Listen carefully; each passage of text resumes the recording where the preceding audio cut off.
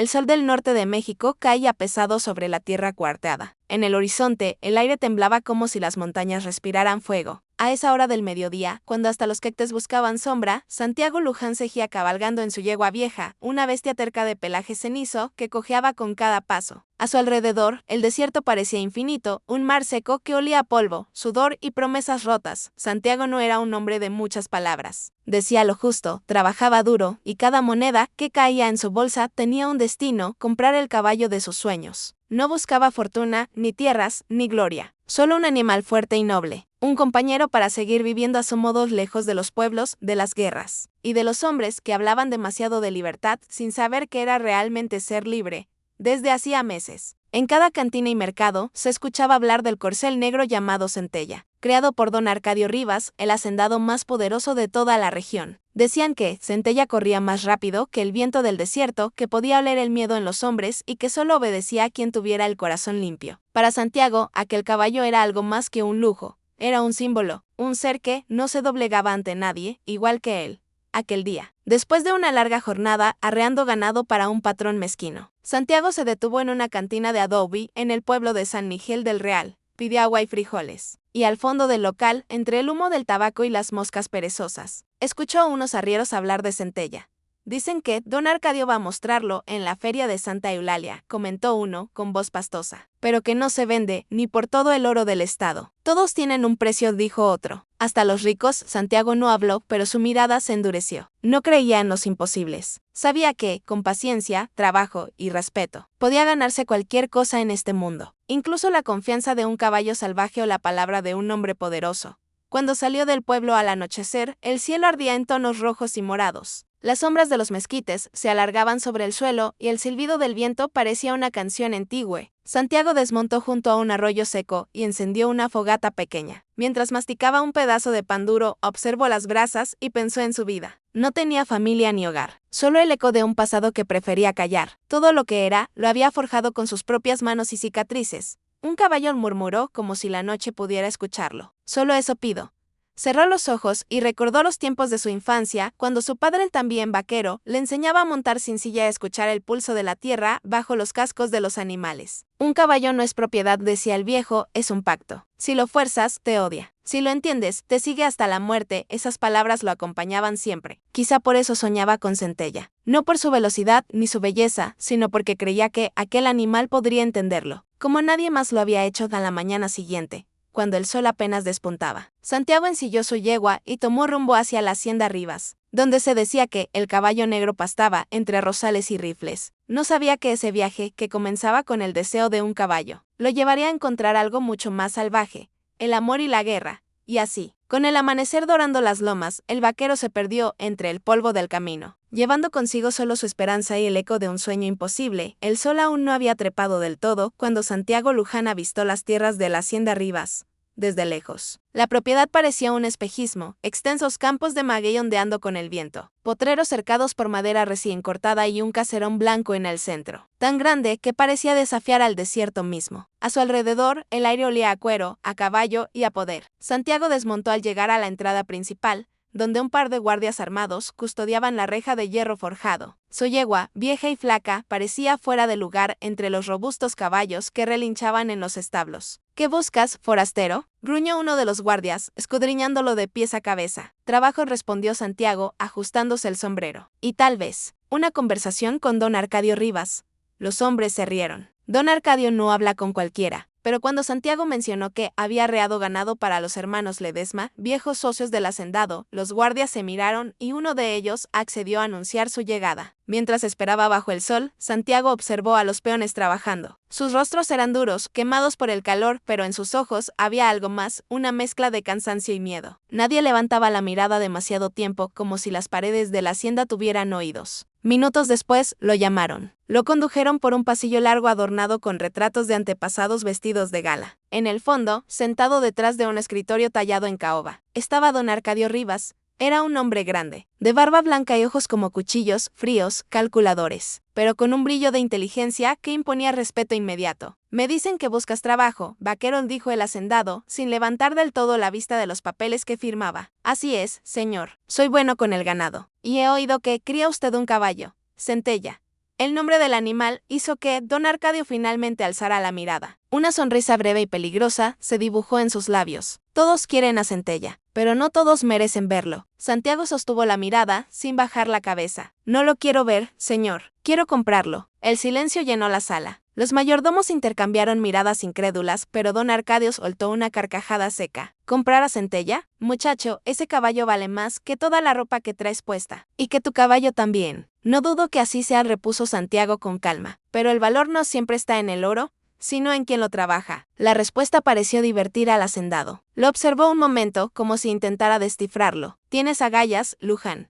No muchos me hablan así. Entonces, tras un breve silencio, don Arcadio se recostó en su silla. Te haré una oferta. Centella no está en venta, pero necesito hombres leales. Hay rumores de revueltas en los pueblos y los caminos se han vuelto peligrosos. Quédate aquí un mes, trabaja como mi guardia personal. Si al final sigues vivo y demuestras que eres de fiar, hablaremos del caballo. Santiago no lo dudó. Aceptó el trato con un apretón de manos. No por ambición, sino porque algo en la mirada del hacendado, ese brillo de mando y desconfianza, le hizo presentir que, detrás de aquel lugar había más que riquezas, había secretos. Esa tarde, le asignaron una habitación junto a los establos. Antes de que el sol se ocultara, Santiago vio por fin a Centella. El caballo negro, de crines largas y mirada indómita, lo observó en silencio desde el corral. No se movió, pero sus ojos parecían llamarlo, como si reconociera algo en él. Santiago sintió entonces una certeza profunda, su destino acababa de cambiar. No solo había encontrado al caballo que soñaba, sino que, sin saberlo, había entrado en el corazón de una hacienda donde el amor y la guerra dormían bajo el mismo techo, esperando despertar. El primer amanecer en la hacienda Rivas fue distinto para Santiago Luján. No era el silencio del desierto lo que lo despertó, sino el rumor de pasos, el murmullo de sirvientas, y el canto lejano de un gallo que sonaba más como una orden que como saludo. Aquel lugar tenía vida, pero también una tensión invisible que parecía sostener cada ladrillo del caserón. Santiago comenzó su jornada revisando los corrales, reparando cercas y observando a Centella, el corcel negro que había jurado ganar con su esfuerzo. El caballo lo estudiaba con una mezcla de desconfianza y curiosidad, igual que si pudiera medir el alma de quien lo miraba. Cada día, Santiago se acercaba un poco más, hablándole en voz baja, sin intentar tocarlo aún. Sabía que el respeto se ganaba con paciencia. Fue en una de esas mañanas, mientras cepillaba a los caballos del patrón, cuando la vio por primera vez. Isabela Rivas apareció en el establo como una ráfaga de viento fresco. Llevaba un vestido color marfil que contrastaba con el polvo del lugar, y su cabello oscuro estaba trenzado con una cinta roja. No era la típica señorita de hacienda, sus manos, aunque finas, mostraban la firmeza de quien monta a caballo y trabaja la tierra por gusto, no por deber.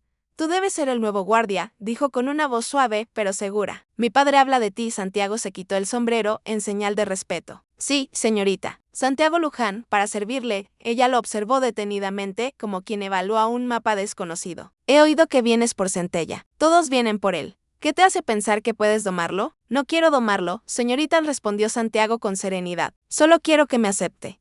La respuesta pareció sorprenderla. Una sonrisa fugaz asomó en sus labios, pero desapareció tan rápido como llegó. Entonces quizá no seas como los demás, dijo, antes de volverse y alejarse entre el polvo dorado de la mañana. Desde aquel día, las apariciones de Isabela se volvieron frecuentes. A veces lo observaba desde el balcón mientras él trabajaba en los establos. Otras, se acercaba para preguntar sobre el cuidado de los animales. Santiago, de pocas palabras, se limitaba a responder con respeto. Sin embargo, en su silencio había algo que ella entendía mejor que cualquier frase, una verdad sin adornos, una calma que contrastaba con el ruido del mundo al que pertenecía. Isabela no era una mujer común. A diferencia de su padre, tenía un corazón inquieto, hambriento de justicia. Había estudiado en la capital y regresado con ideas nuevas, ideas que en boca de una mujer podían considerarse peligrosas. Veía con desdén la forma en que su padre trataba a los peones, y cada día discutía con él por las condiciones del trabajo y los castigos. Una tarde, mientras paseaban por el corral, Isabela le confesó a Santiago, mi padre dice que la tierra solo obedece al látigo. Yo creo que la tierra obedece al respeto, igual que los animales. Entonces piensa como yo, dijo él, mirándola con una sinceridad que la desarmó. Solo que en mi caso, nadie me escucha. Aquella conversación marcó el inicio de algo que ninguno de los dos quiso nombrar. Había en sus miradas una complicidad silenciosa, nacida de la soledad compartida, ella, atrapada entre los muros de una hacienda que no aprobaba su pensamiento. Él, prisionero de un sueño simple que empezaba a complicarse con cada sonrisa de la joven. Con el paso de los días, Isabela comenzó a visitarlo más a menudo, buscando excusas para acercarse. A veces le llevaba agua fresca, otras, una palabra amable. Santiago, que nunca había creído en el amor, empezó a sentir como algo nuevo germinaba en su pecho, una inquietud dulce y peligrosa. Pero el destino, siempre celoso de la calma, ya había puesto sus ojos sobre ellos. En los montes cercanos, los rumores de rebelión se hacían más fuertes, y las miradas vigilantes dentro de la hacienda se volvían más desconfiadas. En medio de esa tensión, el amor comenzaba a florecer, donde pronto brotaría la guerra. Y aunque Santiago no lo sabía todavía, el corazón que estaba aprendiendo a amar sería también el corazón que lo empujaría al borde del abismo. Las noches en la hacienda Rivas comenzaron a cambiar. El silencio, antes sereno, ahora estaba cargado de murmullos. Entre los peones se hablaba en voz baja cuando los capataces no miraban. Palabras prohibidas, nombres de hombres armados que vagaban por los montes, promesas de justicia que olían tanto a esperanza como a sangre. Santiago Luján lo notó antes que nadie. Había aprendido a leer el lenguaje de los silencios. Cómo los peones bajaban la voz al verlo pasar, cómo los caballos se agitaban al sentir el nerviosismo de sus amos. En las madrugadas, mientras patrullaba los linderos de la hacienda, alcanzaba a ver fogatas encendidas en las colinas. No eran cazadores ni pastores, eran grupos que se reunían en secreto y sus sombras se movían como si practicaran una guerra que aún no empezaba. Un día, mientras revisaba los potreros, Santiago encontró a un joven peón escondido detrás de los majeyes. Tenía un pan envuelto en trapo y una pistola vieja. El muchacho se asustó al verlo. «No diga nada, patrón, se lo ruego», suplicó. «No soy ladrón. Solo voy a reunirme con los hombres del cerro». Santiago lo miró con gravedad. «¿Qué buscan?» «Justicia, señor. Mi padre murió por las deudas con don Arcadio. Mi madre trabaja aquí y ni siquiera puede llorarlo sin permiso». El joven escapó antes de que Santiago pudiera responder. Aquella conversación se le quedó grabada como una espina. No era la primera vez que veía la miseria, pero sí la primera en que la injusticia llevaba el apellido del hombre que ahora le daba de comer esa noche durante la cena. El ambiente en la mesa principal fue tenso. Don Arcadio Rivas hablaba con voz dura, rodeado de sus capataces. «Esos campesinos piensan que pueden desafiarme», dijo golpeando la mesa. «Pero yo he comprado esta tierra con fuego y sangre. Ningún bandido va a arrebatármela». Santiago, sentado a un extremo, guardó silencio. No era su lugar opinar, pero Isabela, que también estaba presente, no pudo contenerse. «Padre, los campesinos no son bandidos, son hombres desesperados. Si los escuchara, si les diera un trato justo, esto no pasaría». Don Arcadio la fulminó con la mirada. «Hablas como una niña que no entiende el mundo. La justicia se mantiene con autoridad, no con compasión». Isabela se levantó de la mesa con el rostro encendido. «Entonces su autoridad es miedo, y el miedo no dura para siempre». Santiago sintió una punzada de respeto y preocupación por ella. Sabía que esas palabras podían costarle caro. Cuando la encontró más tarde en el jardín, bajo los naranjos, le habló con cautela. «No debería enfrentarse así a su padre, señorita. Aquí el poder no se discute, se sobrevive». Isabela lo miró con tristeza. «¿Y qué se gana sobreviviendo sin hacer nada? Usted, Santiago, es diferente. No nació para agachar la cabeza». Él no respondió, pero sus ojos se encontraron, y en ese cruce silencioso, se dijo más de lo que las palabras podían permitir. Los días siguientes, la tensión creció. Los rebeldes comenzaron a atacar haciendas vecinas. Los rumores de saqueos, incendios y ejecuciones se esparcieron por toda la región. Don Arcadio reforzó la vigilancia, armó a sus hombres y ordenó patrullas constantes. Santiago, aunque leal a su palabra, sentía que el deber lo arrastraba a un conflicto que no era suyo. Una noche, mientras custodiaba los establos, escuchó a dos sirvientes conversar en secreto. «Dicen que el líder de los rebeldes se llama el jinete enmascarado», susurró uno, «que cabalga con un pañuelo rojo en el cuello y que nunca falla un tiro». «Y que su causa es justa», respondió el otro, «que no pelea por venganza, sino por los muertos que el patrón olvidó». Santiago apretó los puños. Aquellas palabras le despertaron algo antiguo, un eco de su propio pasado, de heridas que creía enterradas. Esa noche miró el horizonte, donde pequeñas luces titilaban entre los cerros como brasas vivas. Entendió que el viento estaba cambiando, que el país entero respiraba distinto, y aunque él solo había venido por un caballo, el destino lo estaba llamando hacia algo más grande, más oscuro y más peligroso, una guerra que aún no tenía nombre, pero que ya ardía en su sangre. El amanecer llegó teñido de humo. Desde las colinas, un rumor metálico recorrió el aire, cascos de caballos, gritos lejanos, el estruendo seco de disparos. Santiago Luján despertó sobresaltado en los establos. El olor a pólvora ya se colaba entre las maderas. La hacienda Rivas estaba siendo atacada.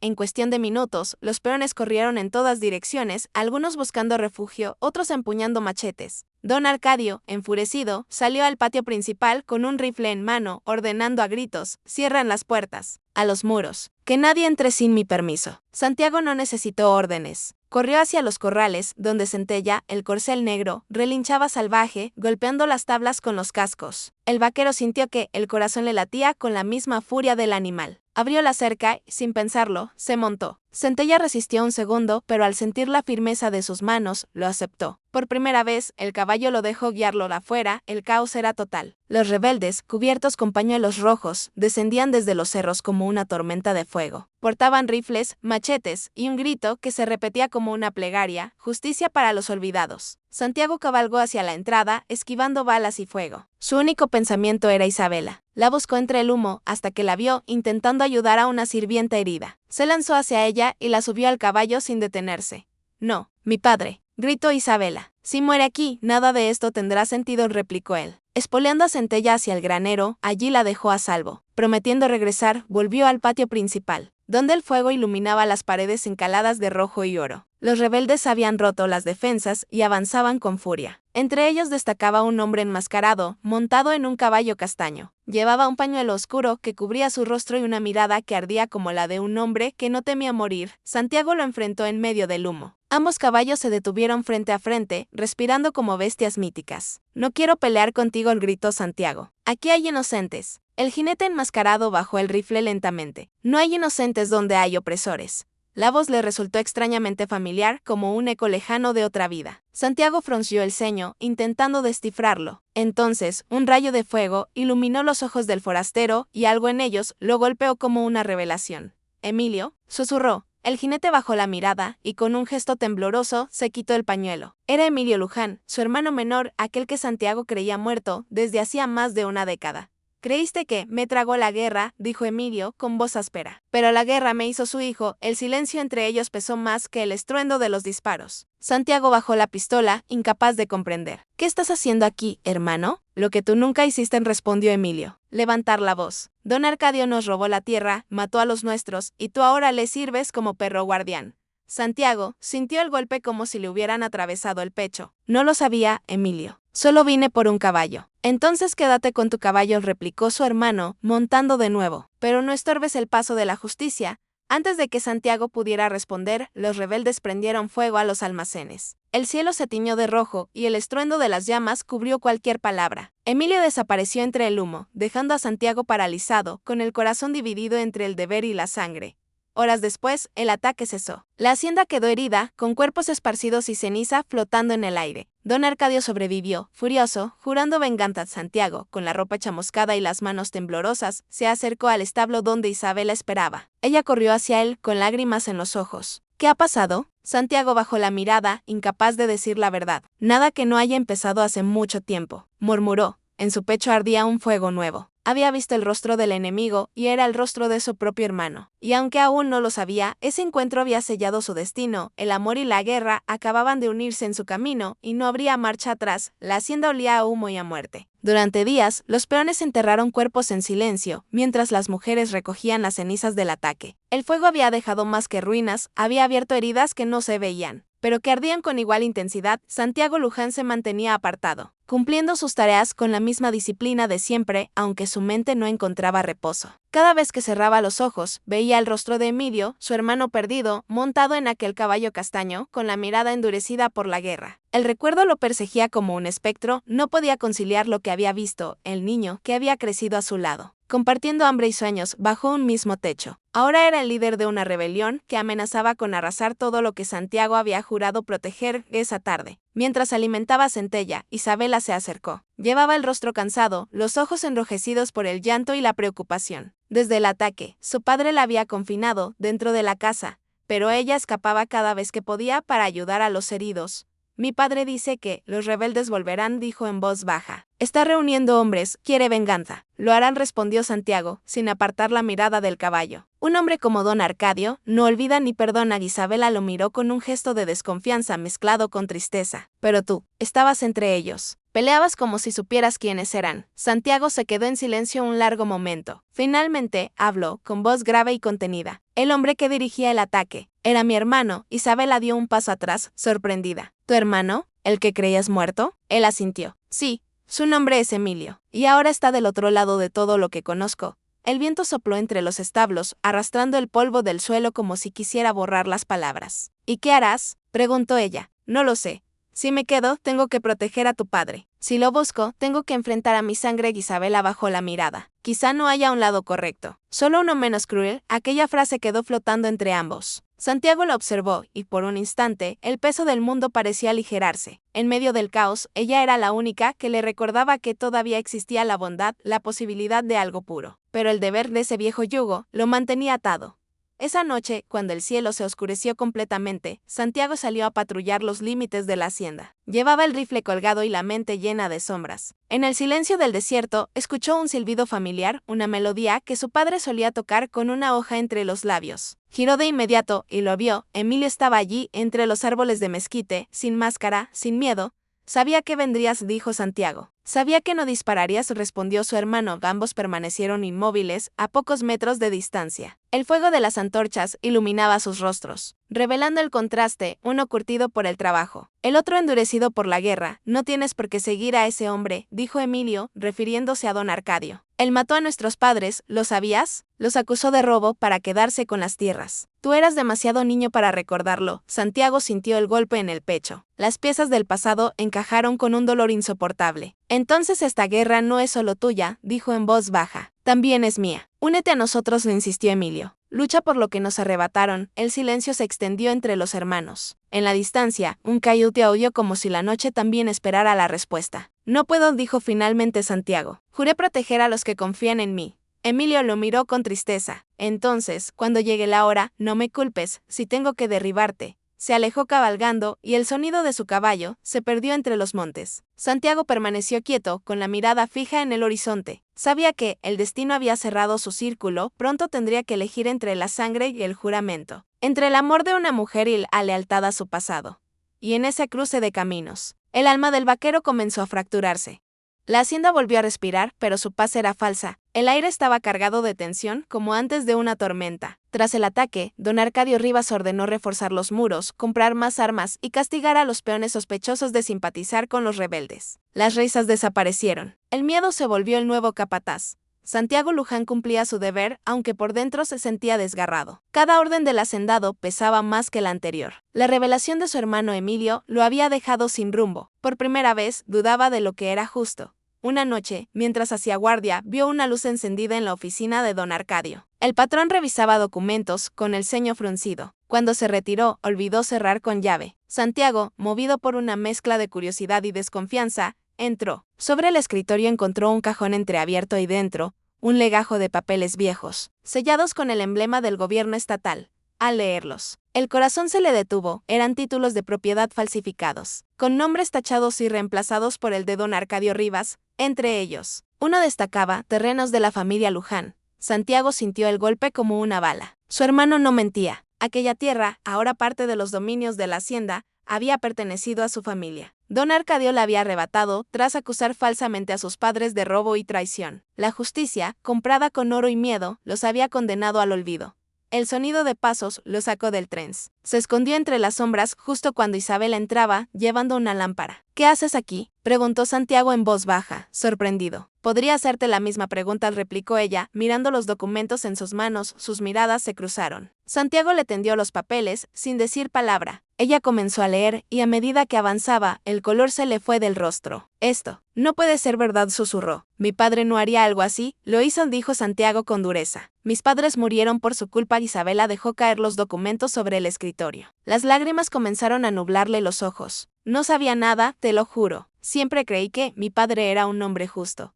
Santiago la observó con una mezcla de compasión y rabia. En ese instante, entendió que ella también era una víctima del mismo poder que los oprimía a todos. No te culpo, dijo con voz más suave. Pero ya no puedo seguir protegiendo a un hombre así. Isabela respiró hondo, tratando de recomponerse. Entonces tenemos que detenerlo. Si estos documentos salen a la luz, los rebeldes no necesitarán disparar para ganar. Santiago dudó. Sabía que revelar la verdad significaba traicionar su palabra y quizá perderlo todo. Pero al mirar a Isabela, sintió que el silencio era otra forma de culpa. De acuerdo, dijo finalmente. Lo haremos juntos. Durante las noches siguientes, ambos revisaron más archivos en secreto. Descubrieron registros de pagos ilegales, nombres de campesinos desaparecidos, sobornos a funcionarios y contratos manchados de sangre. Cada hoja era un testimonio de las injusticias cometidas por don Arcadio durante décadas. Pero la hacienda tenía oídos. Una tarde, mientras Santiago y Isabela revisaban un arcón en el estudio, la puerta se abrió bruscamente. Don Arcadio estaba de pie, su sombra cubriendo la estancia como una sentencia.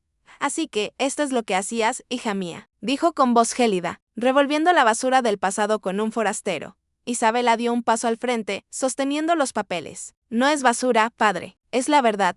El viejo hacendado avanzó lentamente, con una sonrisa amarga. La verdad es lo que dicen los hombres con poder. Y tú, niña, has olvidado de qué lado estás. Santiago se interpuso entre ellos. Ella no está sola, don Arcadio. Por un momento, el aire se volvió insoportable. El hacendado los miró a ambos con una furia contenida. Si crees que puedes robarme a mi hija y mis tierras, estás más loco que esos bandidos del cerro. Se retiró sin decir más, pero su mirada prometía venganza. Esa noche, Isabela temblaba entre lágrimas. Nos matará a los dos, dijo. Santiago la tomó de las manos. Tal vez, pero al menos moriremos de pie. En el exterior, un trueno retumbó a lo lejos. Era el presagio de la tormenta que estaba por caer. La verdad había sido desenterrada, y con ella, el principio del fin de la hacienda Rivas. El amanecer no traía paz a la hacienda Rivas. Solo el silencio tenso de quienes saben que la calma es un velo frágil, listo para rasgarse con cualquier chispa. Santiago Luján cabalgaba por los linderos, centella moviéndose con elegancia, pero él apenas la sentía. Su mente estaba atrapada entre dos mundos, la lealtad a la hacienda que lo acogió y el deber de justicia que le susurraba el rostro de su hermano Emilio. Las revelaciones de los últimos días lo habían cambiado. Ya no podía ver a don Arcadio como el patrón que le había dado trabajo y alimento. Lo veía como un ladrón, un tirano que había destruido a su familia y había alimentado el sufrimiento de cientos. Sin embargo, no podía dejar de pensar en Isabela. Su corazón estaba atrapado entre la rabia, el amor y la responsabilidad. Cada vez que la veía, su impulso era protegerla, aunque eso significara enfrentarse a su propio padre. Durante la tarde, Santiago se encontró con Emilio en las colinas cercanas. El jinete enmascarado estaba de pie junto a un grupo de rebeldes, observando la hacienda a lo lejos. El viento levantaba polvo y la tensión entre los hermanos era tangible como una cuerda estirada a punto de romperse. No puedo quedarme al margen, dijo Emilio con voz firme. Mi causa es justa, no es solo venganza. Lucho por los que no tienen voz, por los que murieron bajo las órdenes de nuestro padre. Santiago bajó la cabeza. La verdad de Emilio era clara, y sin embargo, el peso del deber y la lealtad lo mantenía atado. Si me uno a ti, todo por lo que he trabajado, se vendrá abajo. La gente de aquí confía en mí, Isabela confía en mí. ¿Cómo podría vivir con eso? Emilio lo miró con intensidad. A veces, hacer lo correcto duele más que traicionar a quienes amamos. Pero recuerda, Santiago, no todo el amor salva. A veces la justicia lo hace. Santiago sintió que el corazón se le rompía en varias direcciones a la vez. Era un hombre atrapado entre la sangre y la conciencia, entre el amor y la venganza. Sabía que la decisión que tomara en las próximas horas determinaría el destino de su vida y de todos los que lo rodeaban. Esa noche, Santiago regresó a la hacienda. Isabela lo esperaba en el jardín, bajo los naranjos iluminados por la luna. Sus ojos reflejaban miedo y esperanza al mismo tiempo. ¿Qué harás?, preguntó ella, con voz apenas audible. Santiago se acercó y tomó sus manos, sintiendo la fragilidad de ese momento. No puedo quedarme de brazos cruzados. Ya no es solo por un caballo, ni solo por ti. No puedo proteger lo que está podrido, aunque ame lo que queda. Isabela lo miró con comprensión y miedo. Entonces lucharás. ¿Pero cómo? Primero, debo enfrentar a mi padre. Su voz estaba firme, aunque por dentro temblaba. Después, decidiré si me uno a Emilio o si creo un camino propio para detener esta guerra, sin perder lo que aún podemos salvar. Esa noche Santiago escribió una lista de decisiones, planes y posibilidades. Sabía que cada movimiento podría costarle la vida o la de quienes amaba. Cada paso estaba marcado por el deber, la justicia y el amor. En su pecho ardía una mezcla de miedo y determinación que lo hacía sentir vivo de una manera que nunca antes había conocido. Mientras observaba el cielo estrellado, recordó el caballo que había venido a buscar al inicio de esta historia. Solo quería un compañero para sus días tranquilos, Nunca imaginó que su camino lo llevaría a enfrentarse con la injusticia, a descubrir secretos familiares y a decidir entre la sangre y el deber. Pero en ese momento, bajo la luz de la luna, comprendió algo fundamental. No podía elegir entre lo correcto y lo fácil. Debía elegir lo que fuera justo, aunque el precio fuera todo lo que había conocido. El vaquero ya no era solo un hombre que buscaba un caballo. Ahora era un hombre que debía definir su destino entre amor, lealtad y guerra. Y la decisión que tomara esa noche sería la que marcaría la historia de todos los que estaban atrapados en el fuego que él mismo estaba a punto de encender. El amanecer del día siguiente prometía fuego, traición y revelaciones, y Santiago sabía que cuando la tormenta llegara, no habría vuelta atrás. Su decisión ya estaba tomada, aunque aún no se atreviera a confesarla ni a sí mismo ni a quienes amaba. El amanecer llegó con un frío que cortaba la piel y un cielo cubierto de nubes negras que parecían presagiar la violencia. La hacienda Rivas estaba despierta, pero no con la calma habitual de la vida cotidiana. Las murallas eran testigos mudos de la tensión que se sentía en cada rincón, cada mirada, cada gesto de los trabajadores. Don Arcadio había convocado a todos los hombres disponibles y armado a la fuerza de la hacienda.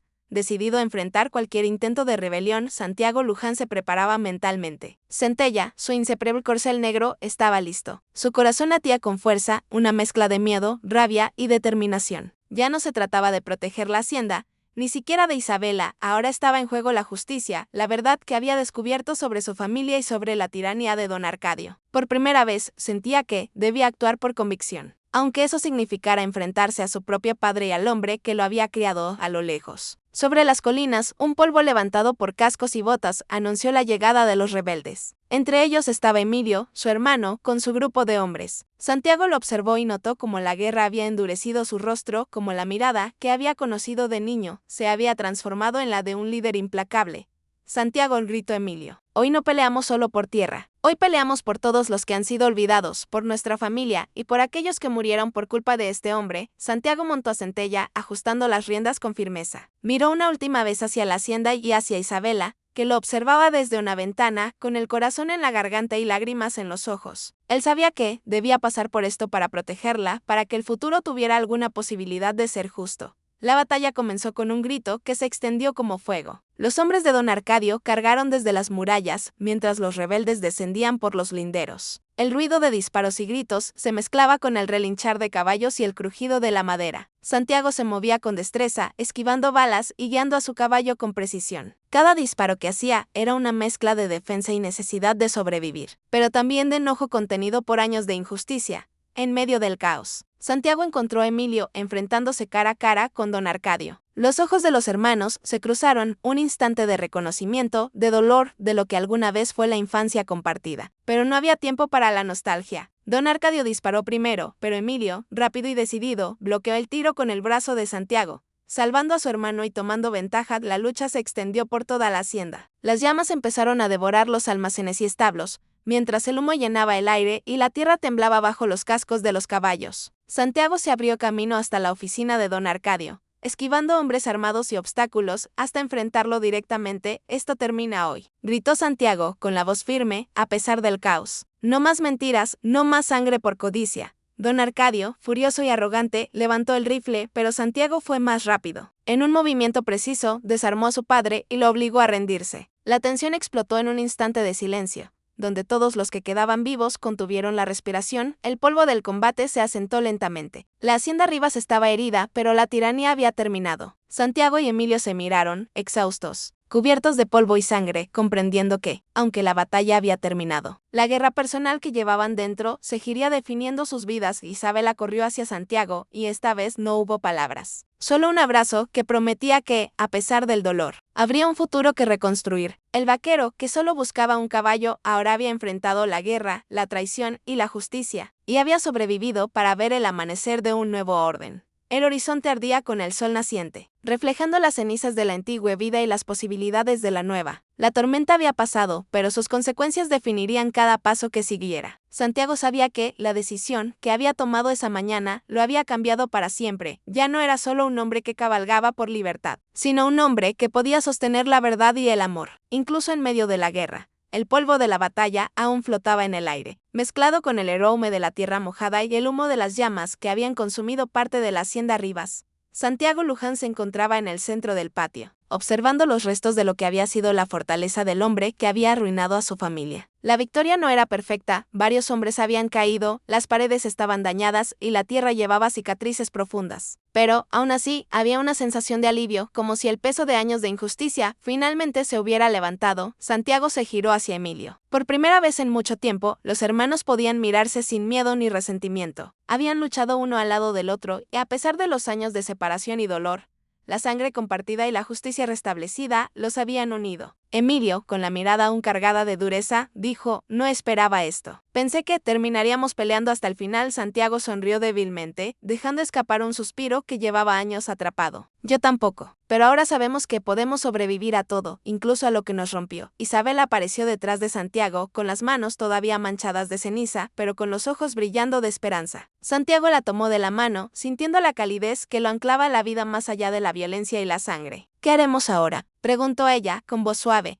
«Reconstruir», respondió Santiago, mientras sus ojos recorrían la hacienda. «Pero esta vez, no será un lugar de miedo ni de tiranía. Será un hogar, uno donde se respeten los derechos y se valore la justicia». Los días siguientes fueron de trabajo incansable. Los rebeldes ayudaron a reparar los muros, sembraron campos y reconstruyeron establos. Los hombres y mujeres que habían sobrevivido comenzaron a redescubrir un sentido de comunidad, uno que había sido enterrado bajo años de miedo. Santiago y Emilio trabajaron codo a codo, recordando que la fuerza no solo estaba en los disparos y las espadas, sino también en la capacidad de perdonar y reconstruir. La relación entre los hermanos se transformó. Santiago entendió que Emilio no solo había buscado venganza, sino que había luchado por justicia, algo que Santiago también debía aprender a equilibrar con su sentido del deber y su amor por Isabela. Entre ellos había cicatrices, sí, pero también un entendimiento silencioso de que juntos podían proteger lo que quedaba y guiar a los demás hacia un futuro más justo. Isabela se convirtió en un pilar central del renacimiento de la hacienda. Su fuerza y compasión inspiraban a todos. Santiago, observándola, comprendió que el amor no era un obstáculo en la vida de un hombre de justicia, sino una guía que le daba propósito y dirección. La vida que había soñado con un simple caballo se había transformado en algo mucho más grande: un hogar, una familia y una comunidad que podía sanar. En una tarde tranquila, Santiago cabalgó por los linderos de la hacienda, centella bajo él, sintiendo la libertad de una vida que finalmente comenzaba. Ya no buscaba solo un caballo, ni un refugio. Buscaba proteger lo que había reconstruido con sus propias manos, con la sangre de su familia como recordatorio de los sacrificios necesarios.